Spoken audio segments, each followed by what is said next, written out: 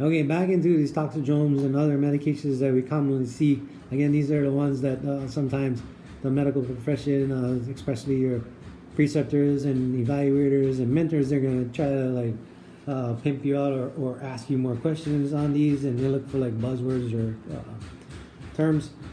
We already went over Tylenol, acetaminophen, 140 to 160 milligrams per kilo. We look at aspirin, fall into that same category, and then NSAIDs.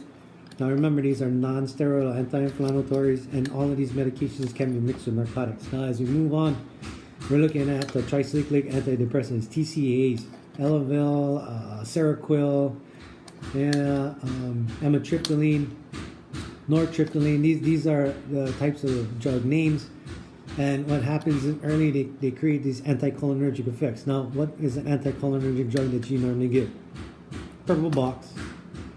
Yeah, so it's atropine. You get these, you remember the flushing, you get the psychosis, you get elevated heart rate and such. Well, that's what happens in the early effects. The anticholinergic, you get the blurred vision. And then as this medication absorbs itself through, it ends up getting altered mental status, confusion, delirium, respiratory depression, and cardiac dysrhythmias. As we notice that the electrical conduction system displays itself in the EKG, we see a widening of the QRS and perhaps slurring into the T wave, and we get this huge wide sine wave type of EKG, if you will. It's almost like a hyperkalemia. And so keeping a strong, keen suspect if you think it's a TCA overdose.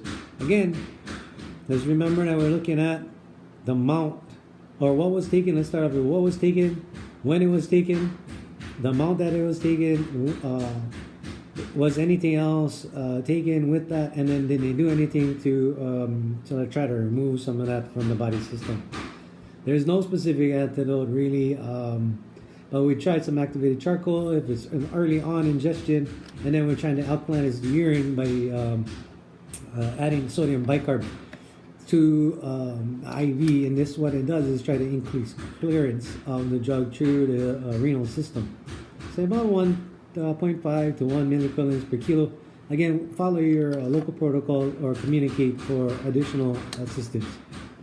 Lithium, which is used for behavioral disorders or the psychiatric or behavioral emergencies, this can cause dysrhythmias. Initially, it may cause some nausea, vomiting, GI irritation, confusion, stupor, maybe some of these kind of weird tremors and fasciculations.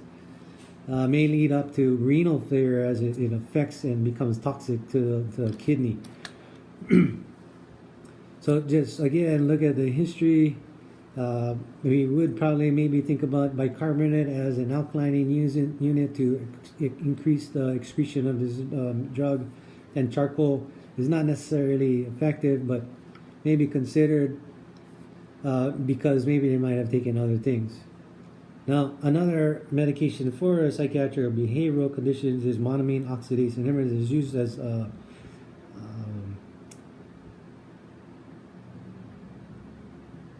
antidepressant. Remember, so these antidepressant monoamine oxidase inhibitors do what?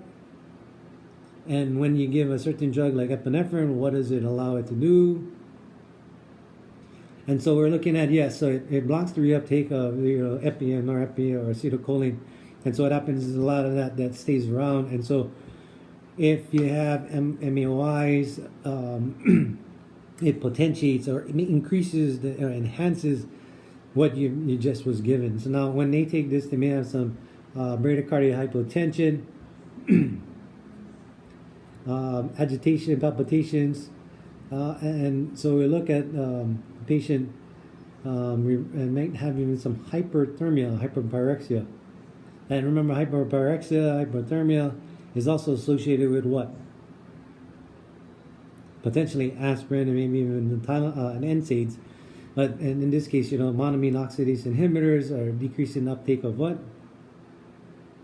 So now what we're looking for is if they're hypotensive, give norepi. If we're looking at antagonists, then we're going to wait for the hospital to administer that and take a look at what was given.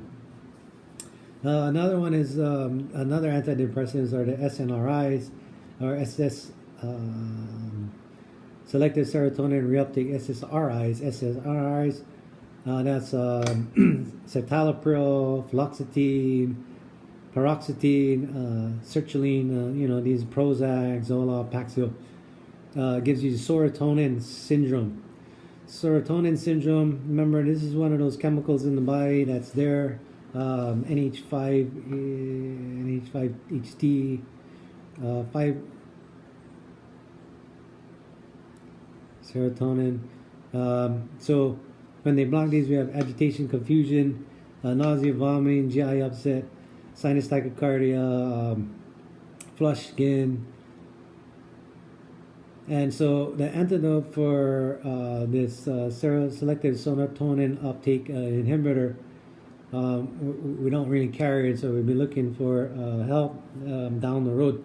So in the last two cases of your monoamine oxidase and serotonin reuptake inhibitors, communicate early, exactly, tell them what was taken, the amount that was taken, when it was taken, what it was taken with, and if they tried anything to try to alleviate some of those substances. All right, so we'll continue in a little bit.